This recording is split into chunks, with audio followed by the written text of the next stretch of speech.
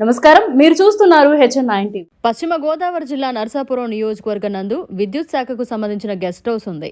Mogalthur road 216 జాతీయ రహదారి నందు ఈ గెస్ట్ హౌస్ కలదు.